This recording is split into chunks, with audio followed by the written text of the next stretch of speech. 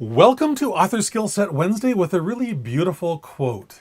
It is perfectly okay to write garbage as long as you edit brilliantly.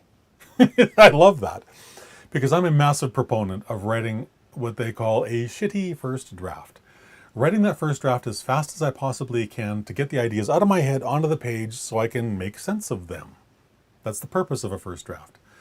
To tell myself what the story is, to tell myself what the messages I'm trying to share. And then editing is that place where I take all that raw material and hone it, shape it, massage it into this sparkling gem of something that's going to transform someone else's life. That's the purpose of it all.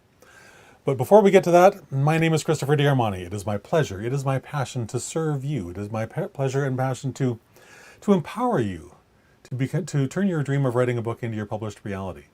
Because when you do that, when you turn that dream into that reality, you get to have that amazing experience of helping someone else make their life better. And isn't that why you want to write this book? You want to help one other person out of the pain they're in into the life that you know they can live and that they deserve to live, because you've been through the pain, you've been through the process. You know how to get there. It's like me helping you with your book. I've been down publication highway 50 times successfully. 50 times. It sounds like a lot. And then I look at people who have written like 400 books and I go, wow, I suck. Right? It's all perspective. It's all perspective. But having been down this road 50 times before, I feel I am well qualified to share certain secrets with you, certain skills with you, if you will. This is Author Skill Set Wednesday, so we are talking about skills to help you on your journey down that road as well. So that's some of what we're going to play with right here or right now, shall we? So here's a simple truth. No matter how detailed your outline is, no matter how much time, effort, and energy and sweat you pour into your outline, into that research, your first draft is still that. It's just a first draft. There is a lot of work to go. There really is. That first draft, as I mentioned earlier, is simply you telling yourself the story, so you can get those words out of your head onto the page so you can make sense of them. That's it. That's it. It sounds like there should be more, right? There isn't. There's just that. Editing is how you choose those thoughts, how you hone those thoughts into into this book that your readers are going to devour and use to transform their life. Think about that. That's pretty powerful, pretty awesome stuff. And as I already said, I advocate writing your first draft as fast as you possibly can. Set just a ridiculously short deadline for it, and then fight like heck to get there. Set aside everything else in your life that was important the week before you started your book until the week after you're done, and just focus every minute that you can getting this first draft finished. Because when you go down this particular part of the journey with speed, your level of excitement goes through the roof. And when you're excited, you're going to write better, you're going to write faster, you're going to write more clearly. All of the things that editing is supposed to do, you're going to do more of those things during that first draft when you approach it with speed. Because the faster you write, the better you write. The more you're going to write like the way you talk. And for most people, when you write like you talk, you're very clear. So that's one of the main reasons why I advocate writing about your first draft fast. It also frees up more of your time to hone that first draft into something that's going to simply wow your readers. That they're going to go, holy crap, this is amazing. Hey, Sally, you got to read this book. It's just amazing. That's when you have more time for editing, you can really polish those gems into the things that's going to sparkle in your reader's eye and hit them directly in their heart, which really is the point, isn't it? And as you turn your dream of writing a book into your published reality, I would ask you to lean on Ecclesiastes 11:4. It's a great reminder that dreams don't come true without hard work. They simply don't. The editing process requires diligence. It requires care, patience, persistence, passion as well. Especially persistence and patience, though, because the process of refining your thoughts into these precious gems can be challenging. It can take you down a road that you weren't expecting. And maybe you need to go back to a starting point or revisit draft 4 and see, well, how did I say it there? Like, it seemed to make more sense back then. But just persist. Keep going no matter what. Be patient with yourself as well, because this is a process. It is not, well, I'm going to edit my book today. No, you're going to edit a portion of your book today. You're certainly not going to do the whole thing. You're certainly not going to do it justice if you attempt that.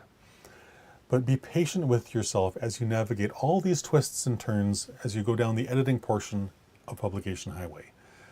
Because there's potholes there, there's twists, turns, switchbacks, there's bridges that are broken. There's all kinds of hazards you need to avoid and all kinds of help along the way as well. But you need to be patient and persistent at the same time to complete that section of the journey. And I highly encourage you to keep your reader's journey in mind at all times as well.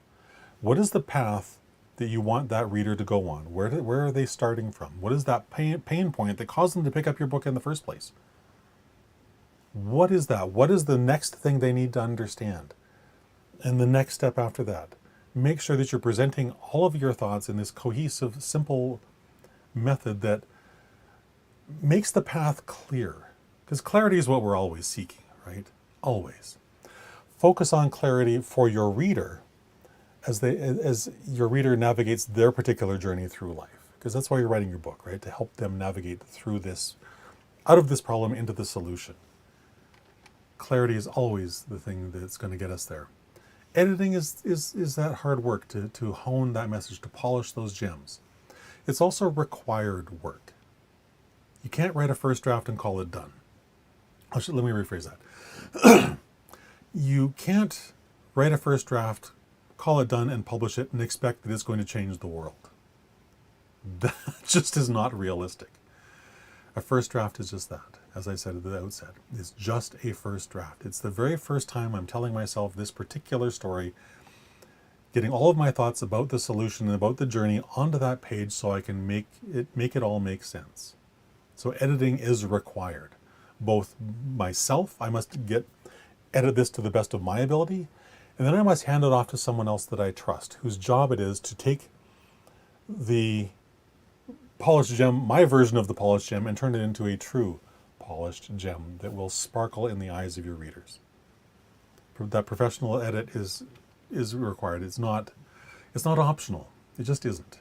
And without it, you're going to blow a tire, you're going to blow an engine, you're going to swerve and miss a deer, land in the ditch, you're going to flip over like this poor soul here.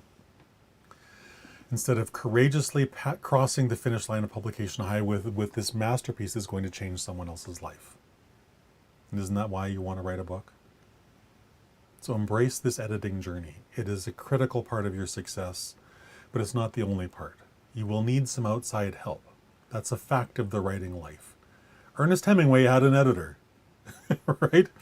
Pick any author that you love most. Every single one of them has a professional editor that helps them polish their manuscript. So what makes you think that you can do it better than they can?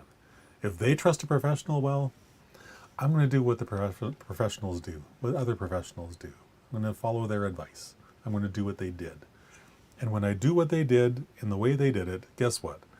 I will have the same success they did. And so will you.